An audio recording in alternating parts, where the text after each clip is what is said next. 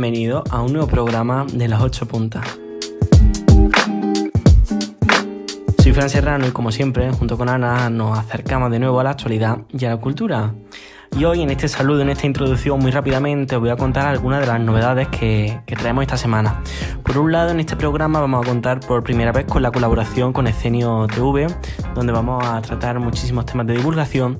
Como siempre os recordamos que estamos en Instagram, Twitter y Facebook, somos @las8puntas y que también subimos nuestro podcast a casi todas las plataformas donde podemos. Así que suscribiros donde podáis y no os perdáis nada. Comenzamos ya.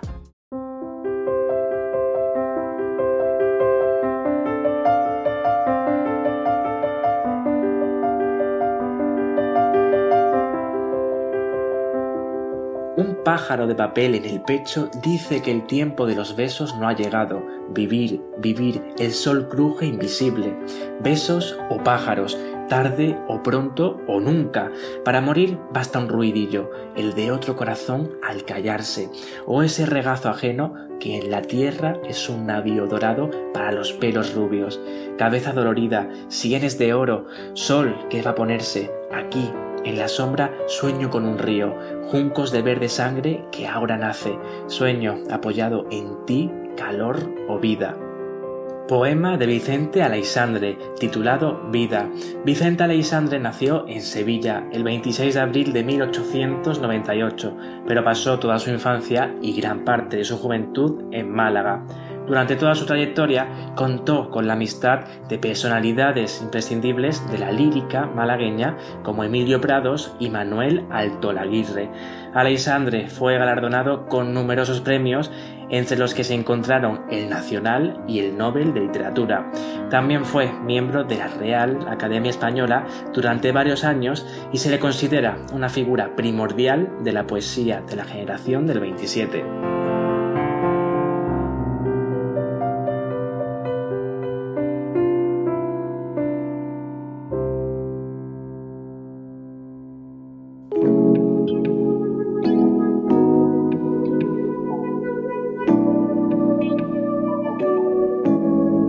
No podíamos empezar con otro tema que no fueran los terremotos de Granada.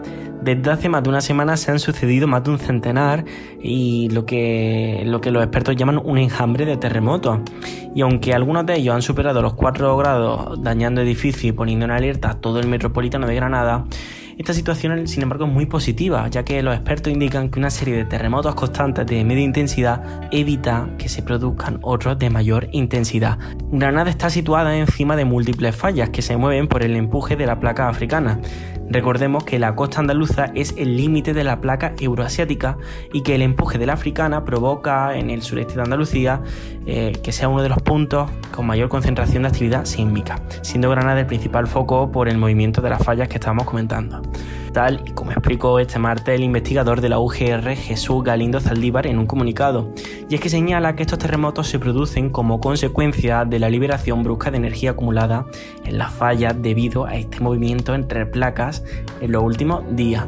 De hecho, la gran cantidad de terremotos que se siguen sucediendo han podido ser captados en directo por muchísimos vecinos, pero también por reuniones telemáticas. Es que están ocurriendo a toda hora.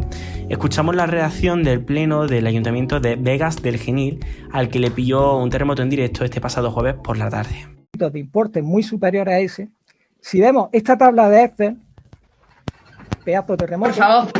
¡Dios! Por favor. ¿Todo bien? Sí, por favor. Saliendo un poco de la anécdota, en cuanto a las consecuencias sociales, la ciudadanía está asustada, sobre todo por los graves problemas que están sufriendo muchas estructuras en la zona. Santa Fe, epicentro de los movimientos y por tanto una de las zonas más afectadas, cuenta con más de 500 edificios que han sufrido daños, lo que ha provocado que muchos vecinos no hayan regresado todavía a sus casas. De hecho, todos hemos visto en televisión o en redes sociales cómo la gente salió el martes pasado por la noche a la calle, temiendo sufrir daños si se quedaban en casa. Esto provocó que al final ayuntamientos como por ejemplo el de Atarfe o Santa Fe habilitaran espacios públicos como por ejemplo polideportivos, pero también parques, para que los vecinos que quisieran pudieran salir allí, refugiarse allí o estar allí lo que consideraran oportuno.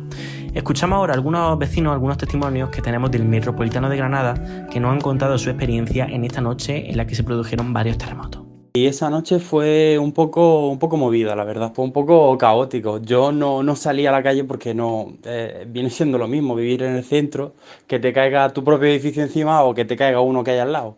A mí me pilló en casa de mi vecina y la verdad que se movía todo y nos llevamos un buen susto, no estábamos preparadas para ello. La repetición continuada de estos seísmos también reforzó el pensamiento de que hay que estar preparados y concienciados para actuar correctamente en caso extremo, cosa que, como se ha mostrado en vídeos e imágenes, la mayoría de la gente no parece estarlo. La gente salía a la calle aún con el toque de queda y todo, por si se volvía a repetir alguno. Y bueno, son unos momentos de susto que mientras que no vayan a más magnitud y no ocasionen muchos daños, que esto se vaya apaciguando.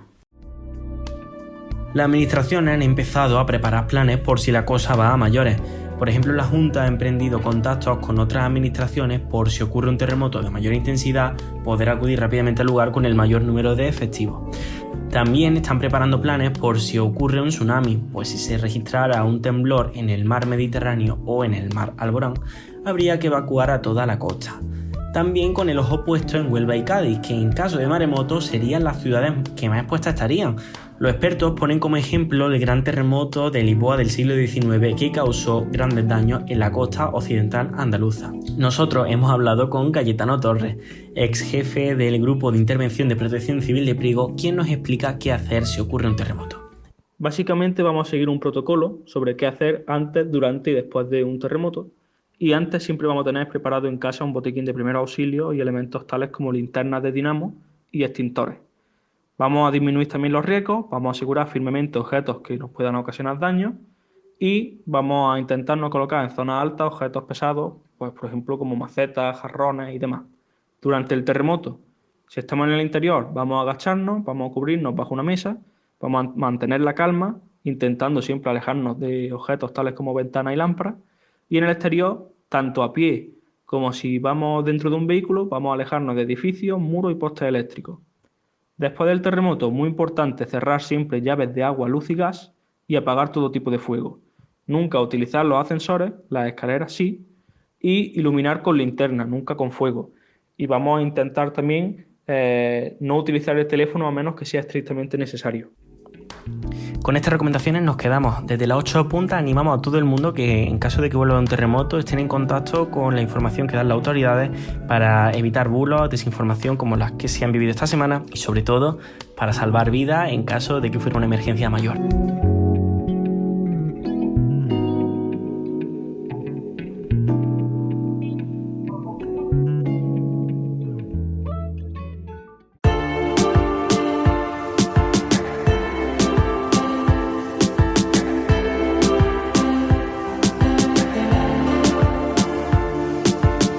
En las 8 puntas hemos hablado de temas muy diversos, algunos sonaban más, otros menos, pero yo creo que de lo que voy a hablar hoy es probablemente de las cosas más mundialmente conocidas que hemos tratado en el programa, la Wikipedia.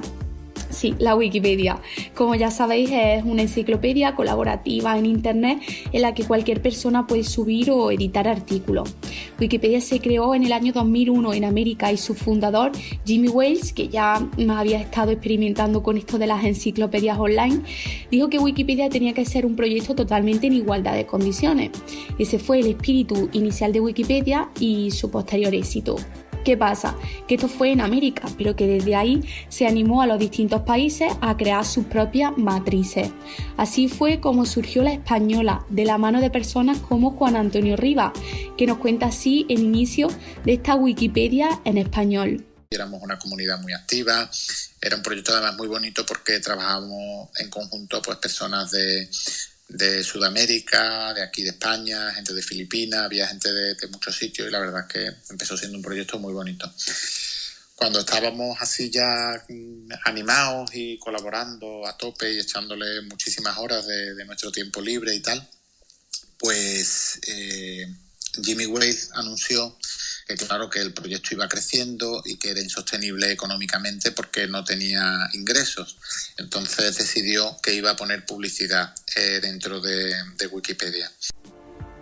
quedaos con este detalle, porque como ya os habréis dado cuenta, quienes hayáis frecuentado esta página, Wikipedia es de las pocas páginas web gratuitas que no tienen publicidad y que lo que busca realmente desde hace varios años es donativo. Pero ¿qué pasa? Que para que esto haya sido así, se ha debido en gran parte a lo que ocurrió en Sevilla, en el año 2002, por eso lo contamos en las 8 puntas. Y bueno, en esos momentos la Wikipedia en español apenas contaba con 200 o 300 artículos, nada más lejos de los que tiene actualmente. Pero esto no evitó que se produjera casi una especie de motín entre la gente que aquí sostenía pues, con sus colaboraciones la Wikipedia española y que no quería que una gran empresa se beneficiase económicamente del trabajo gratuito y altruista de quienes ahí publicaban. Entonces nos dijeron que volviéramos. Entonces nos pidieron que volviéramos a Wikipedia. Y la verdad es que les contestamos que nosotros estábamos muy a gusto, que estábamos a gusto como estábamos trabajando, que no dependíamos de la Wikipedia inglesa y que si ellos querían copiar los artículos para su versión española, que por nuestra parte no había ningún problema porque todo era contenido libre y que lo podían copiar sin problema, pero que nosotros queríamos seguir trabajando. Aquí es cuando entra otro de los que yo consideraría uno de esos héroes anónimos, como Alejandro Sánchez Marín, que según me contó Juan Antonio, fue otro de los compañeros de la universidad que, dada la gran afluencia e influencia también, visitas y éxito que tenían, optimizó el servidor y se ve que aquello acabó yendo tan bien que la mismísima Wikipedia, como una expareja en estado de arrepentimiento, les dijo de volver. Entonces la organización americana vio que por el camino de la publicidad difícilmente podían ir porque vio que le podía pasar lo mismo en otras comunidades, y esto gracias a que un grupo de personas y un equipo de un ordenador obsoleto de la Universidad de Sevilla le echaron un pulso a la gran Wikipedia. Luego es cierto que han acabado teniendo buenas relaciones y que aquella bifurcación de la Wikipedia en español se acabó convirtiendo en la Enciclopedia Libre Universal de la Universidad de Sevilla, que tiene millones de visitas al año, y yo conocí de este asunto a través de un hilo de Twitter que me parece bastante interesante. No entiendo por qué no se conoce más, pero no quería dejar pasar la oportunidad de mostrar un poco la ilusión con la que un grupo de personas puede llegar a crear algo que ayude a tanta gente, algo tan grande, valga la redundancia, poniendo su pequeño granito de arena por el interés común, los lazos que también se crean en esos casos, la entrega, el creer en lo que estás haciendo. No sé, al final puedes acabar derrotando hasta la mismísima Wikipedia, como hemos visto. Y a mí me ha puesto todo esto un poco sensible, así que así acabamos.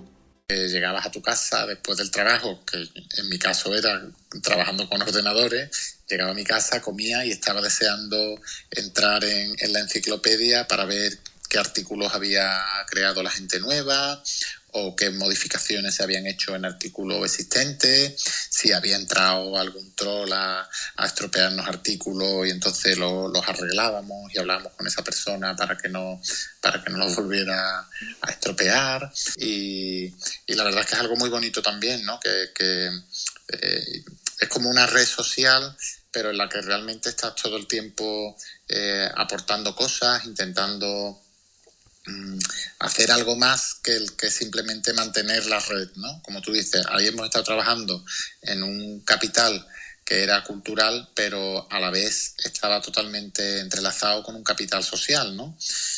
Quizás aquí el que menos ha imperado, por fortuna, pues ha sido el económico.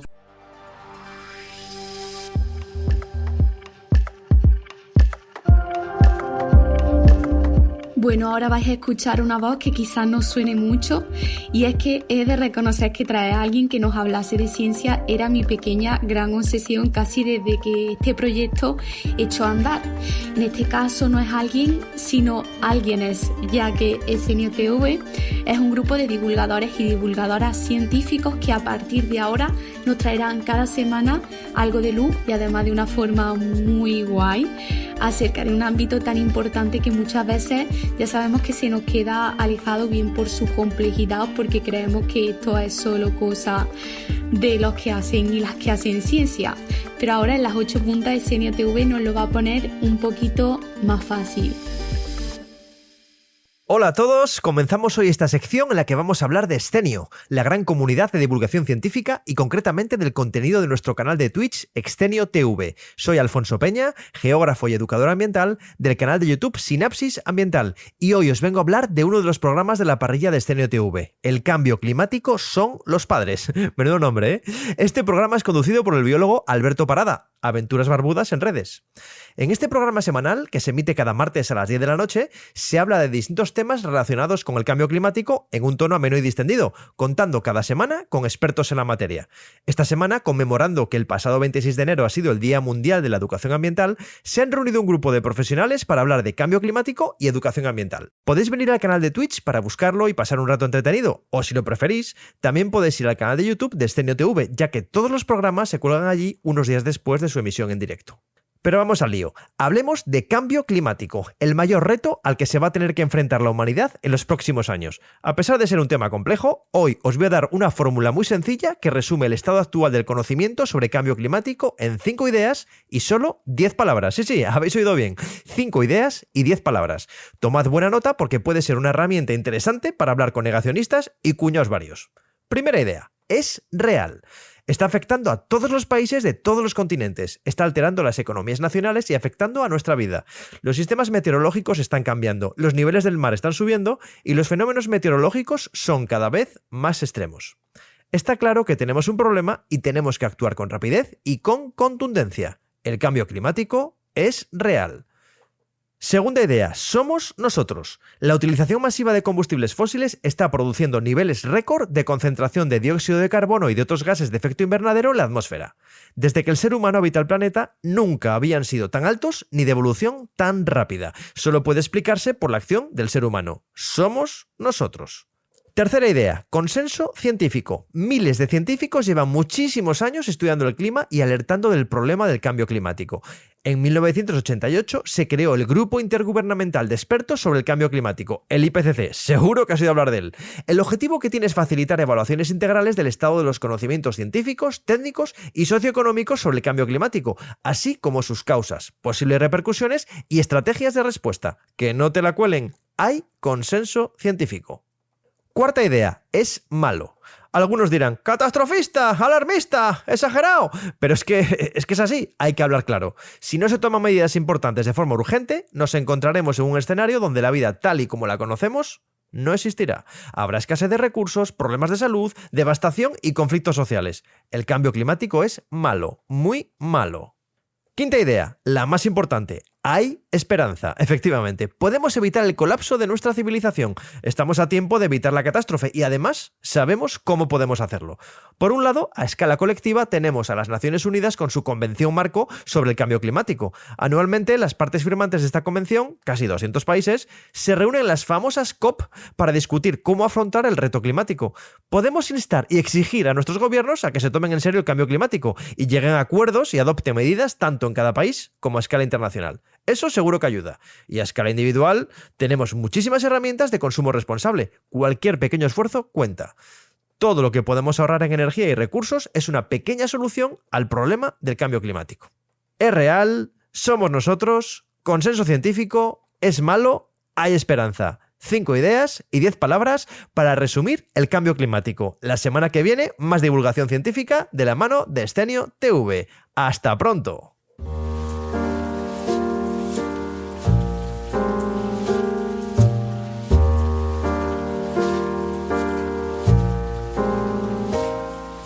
Y después de esta primera colaboración de Extenio TV nos vamos ya con la sección de Darío a viva voz.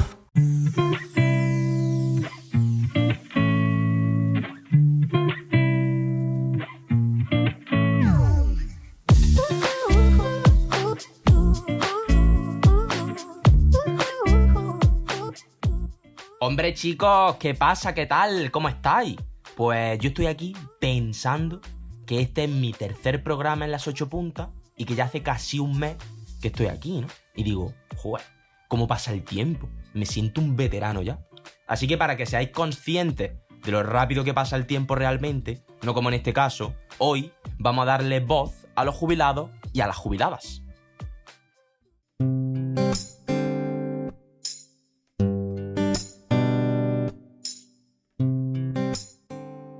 En España, uno de los 10 mejores países donde jubilarse, según la BBC, hay más de 6 millones de personas jubiladas y en Andalucía casi 1 millón.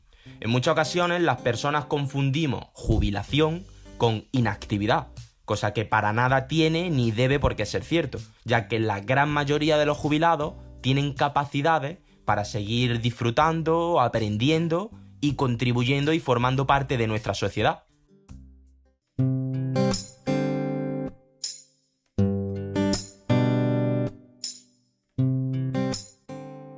En algunos países como Holanda o Dinamarca, por ejemplo, hay empresas que utilizan a los trabajadores que se han jubilado para formar a los más jóvenes y lo hacen compartiendo el pago de la pensión con el Estado.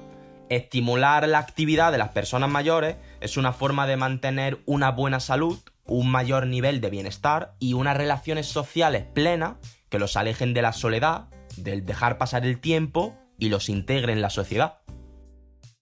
Cuando uno llega a la vejez, empieza la cuenta adelante hacia el disfrute de la vida. El definir una edad para poder decir de aquí para adelante empezamos a considerar a los ancianos obedece a un criterio no solamente epidemiológico, sino más bien de planificación social. Hay que planificar y para esas medidas hay que buscar una edad para cortar. Y se ha vinculado con la jubilación, pero es indiscutible que una persona de 66 años no es ningún anciano. Cada parte del cuerpo envejece a una edad diferente y la que no tiene que envejecer nunca es el cerebro.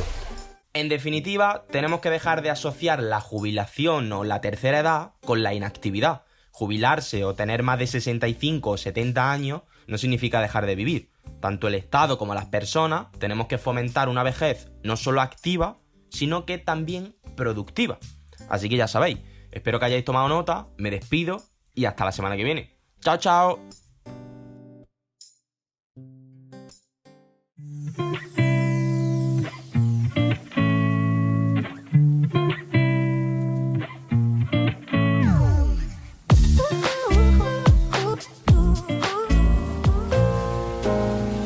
Continuamos con María Toledo, que cada semana ya sabéis que nos descubre el trepidante mundo de los libros con un cariño y una dulzura increíble.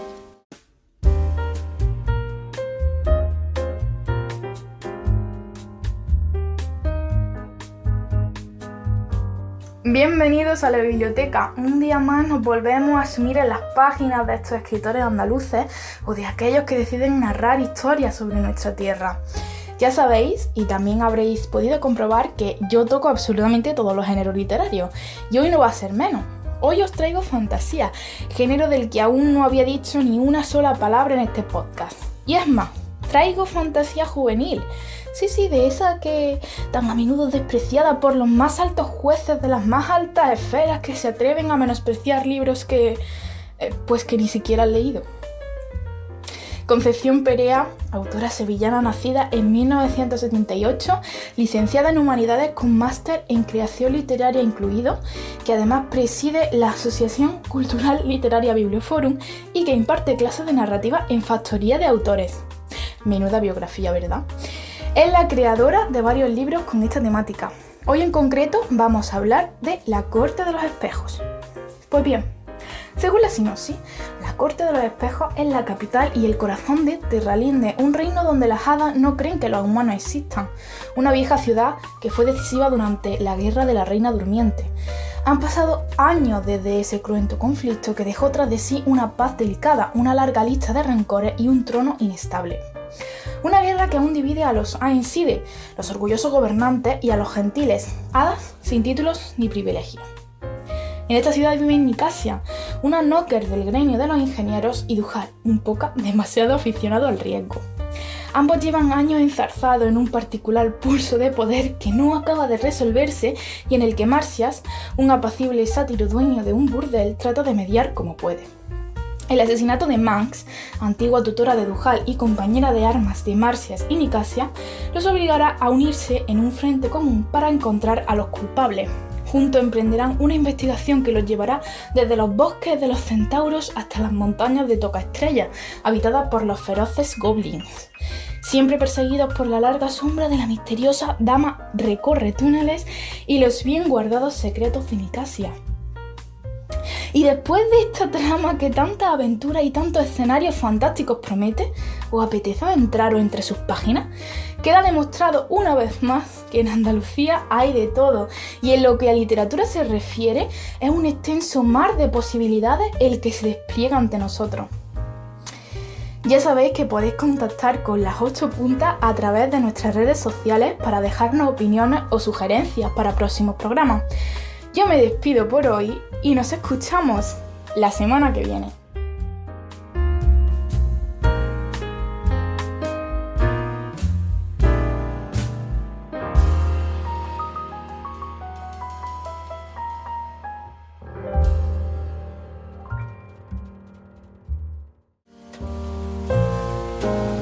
Y después de una quincena vuelve nuestro compañero Álvaro con 8 milímetros.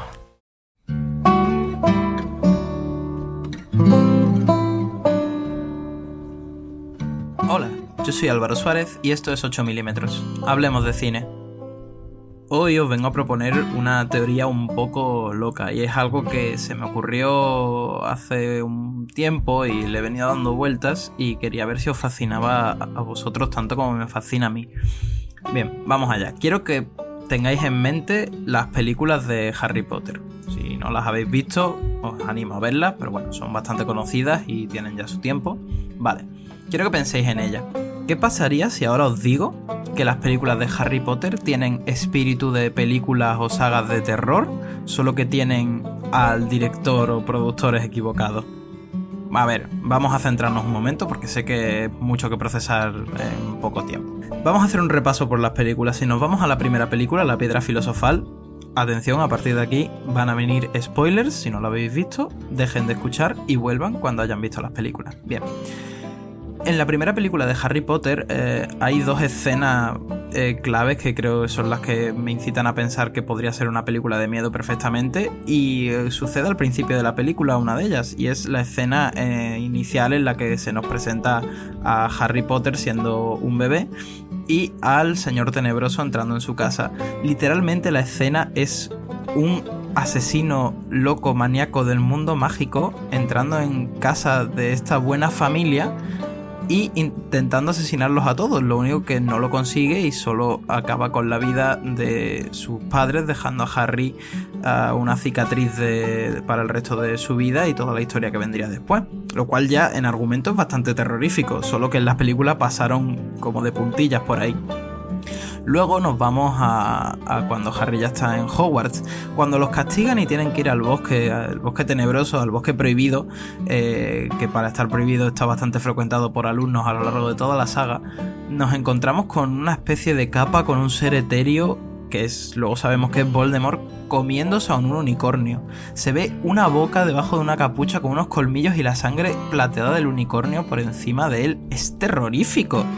Y luego no quiero hablar del final de la película, cuando literalmente vemos a el profesor Quirrell, el amable tartamudo, que tiene al villano de la saga pegado a la cabeza con un aspecto bastante deplorable. Y esta es solo la primera película. Luego pensad en más ejemplos del resto de la saga. El basilisco... Bueno, la segunda película es toda sobre un señor que vive dentro de un diario y el dueño del diario... bueno, es un recuerdo, no es un espectro. El recuerdo que vive dentro del diario hace que el dueño, el que posea el diario en ese momento, cometa actos de dudosa moral y que pueden acabar en gente muriendo. O sea, eso ya es bastante creepy de por sí. Pues luego en la tercera película ni siquiera tengo que defender porque podría ser una peli de miedo, porque ya es una peli de miedo. Perdona, se pasan toda la saga en el bosque. El padrino de Harry es un asesino en serie. Uno de los profesores es un licántropo que se transforma. Hay una casa que llaman la Casa de los Gritos, en la que supuestamente ha habido muchísimos asesinatos. O sea, ahí Alfonso Cuarón y los guionistas no se quedaron atrás.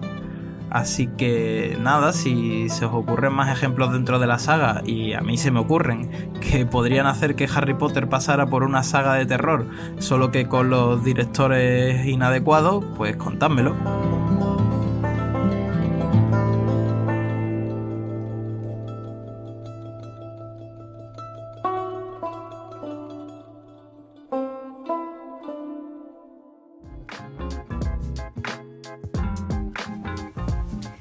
esto es todo, ya ha llegado la hora de despedirse y antes de irnos me gustaría contar 3 cositas. La primera es que este es el primer programa que Fran y yo grabamos separados, entonces espero que no hayáis notado mucho la diferencia, pero con que hay que adaptarse a las medidas, a la pandemia, que ahora está la cosa súper chunga, así que en esas andamos.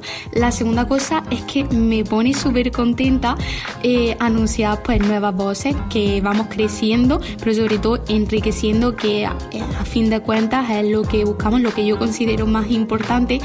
Y la tercera, yo soy muy bocasa, así que me va a costar un poco callarme esto, pero bueno, traemos un programa súper especial, bueno, al menos bastante distinto y bastante innovador para lo que solemos traer habitualmente, así que atenta estos días a nuestras redes porque se vienen cositas muy guay. Un besito y nos vemos las caras en el siguiente programa.